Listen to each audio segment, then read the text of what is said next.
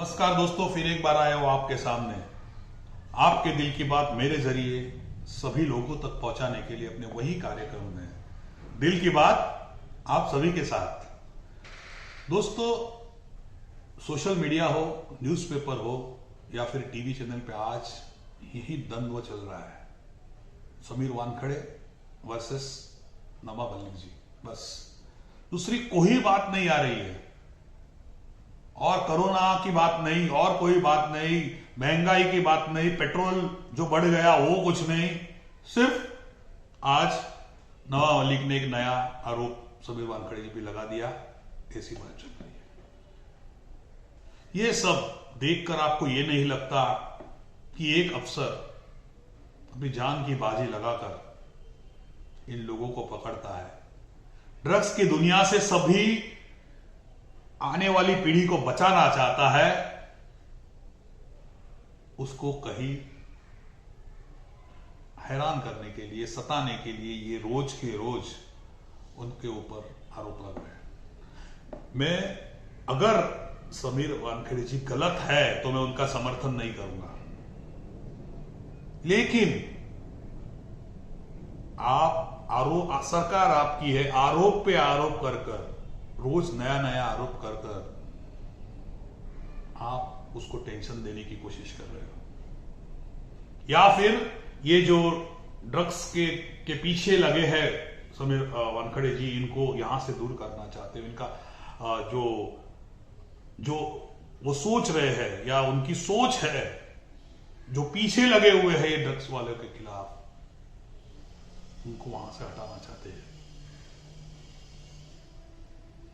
और अगर आपके पास इनके खिलाफ सबूत है तो मैं कहूंगा आपकी सरकार है, तुरंत उनको अरेस्ट कीजिए। और आपका जो आरोप है, इतनी नीचे आप लेके आ रहे हो कि उनकी मां, उनकी पिताजी, उनकी बहन और अभी उनकी वाइफ तक आप पहुंच गए। ये कहां का न्याय है दोस्तों? एक अफसर अगर अपनी अगली पीढ़ी को बचाना चाहता है,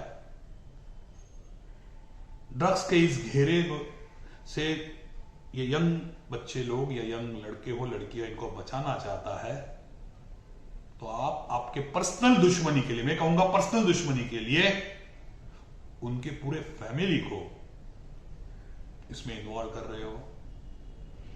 मैं अपने मुंह से वो स्टेटमेंट भी नहीं देना चाहता कि जो मलिक जी ने उनके बारे में, उनके पिताजी के बारे में, उनके मां के बारे में कहा है। आप कह रहे हैं कि मैं उनकी नौकरी छीन लूंगा, उनको 1 साल के अंदर जेल दूंगा। क्यों? आप मंत्री हो इसीलिए।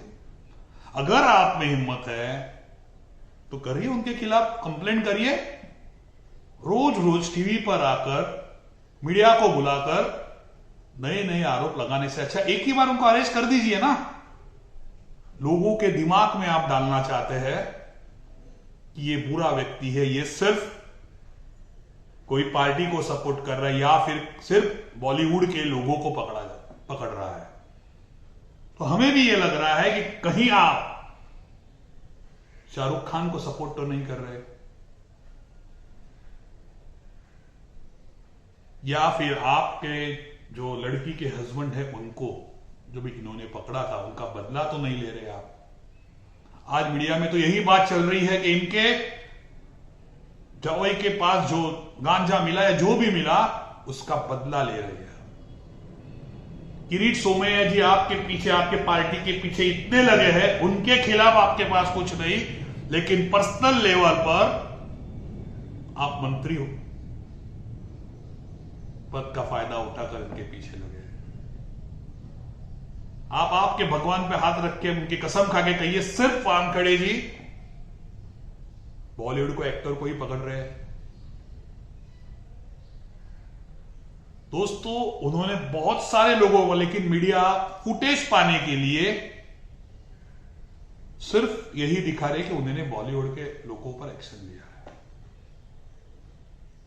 और जब ऐसा कोई उनका स्टेटमेंट आता है नवाब मलिक जैसे लोगों का, तो हमारे मिडिल क्लास लोग उस पर लिखवाना शुरू कर देते हैं, फिर उनको गालियां देते हैं, उनको ये लिखते हैं। ऐसे भी हमारे मिडिल क्लास लोगों की हैबिट है कि कोई किसको गालियां दे, हमें उससे कुछ नहीं, फिर भी लिखा जाए।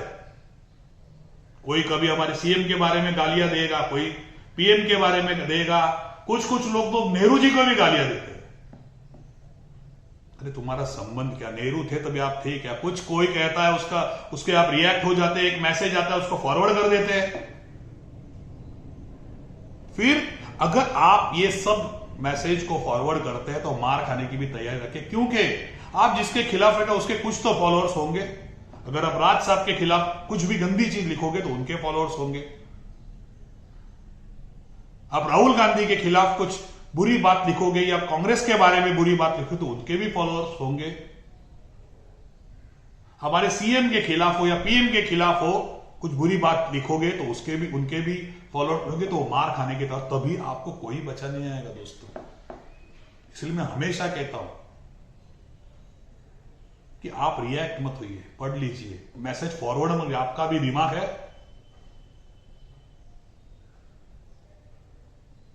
और ऐसे का ही फायदा मीडिया और ये जो महाशय है, जो वानखड़े जी जैसे ईमानदार ऑफिसर पे आरोप कर रहे हैं, इनका फायदा हो जाता है। दोस्तों आप भी देखिए, जो पिक्चर अभी दिखा रहे हैं, क्या वानखड़े जी ने आर्यन खान को पकड़ के गलत किया या आगे की पीढ़ी को सुधारने की वो कोशिश कर रहे हैं? क्या वो गलत है?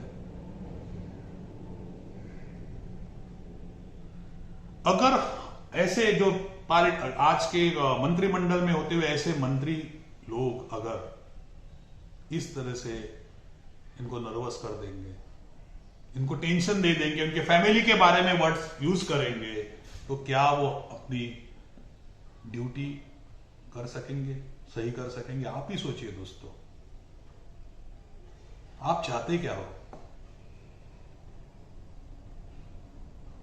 क्या समीर वानखड़े जी जैसे लोगों, तुम्हारे पॉलिटिशियन हो या बॉलीवुड के नेता हो, इनके ऊपर कोई एक्शन लेनी नहीं चाहिए? इनको सब माफ, जो कायदे कानून है सिर्फ मिडिल क्लास लोगों के लिए, ये चाहते हो आप?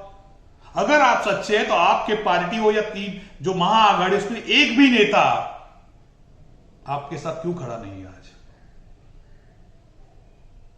क्यों एक भी नेता आपके साथ खड़ा होकर यह कह रहा है कि भाई समीर वानखड़े जी गलत है? गृह मंत्री पद भी आपके पास ही है, तो आपके पार्टी के हमारे गृह मंत्री है, उन्होंने क्यों एक्शन नहीं ली अभी तक? पुलिस आपके पास है, क्यों एक्शन नहीं ली? कहिए लेने के लिए।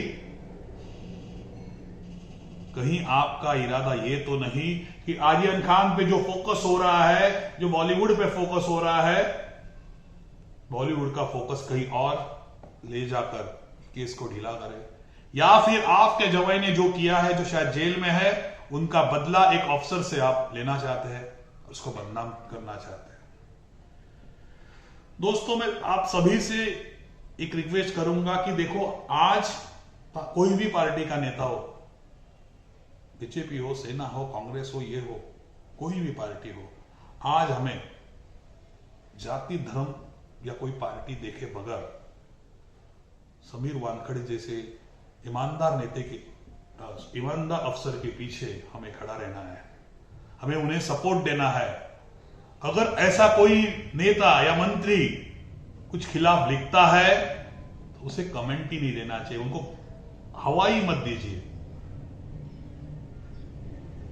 आज अगर हम ये सपोर्ट नहीं करेंगे तो कोई भी अफसर, वो पुलिस अफसर हो, इनकम टैक्स अफसर हो, वो कभी डेयरिंग नहीं करेगा इनके जैसे बॉलीवुड के अभिनेता के बच्चों या फिर राजनीतिक लोगों को कि गलती पर उन्हें सजा देने के लिए।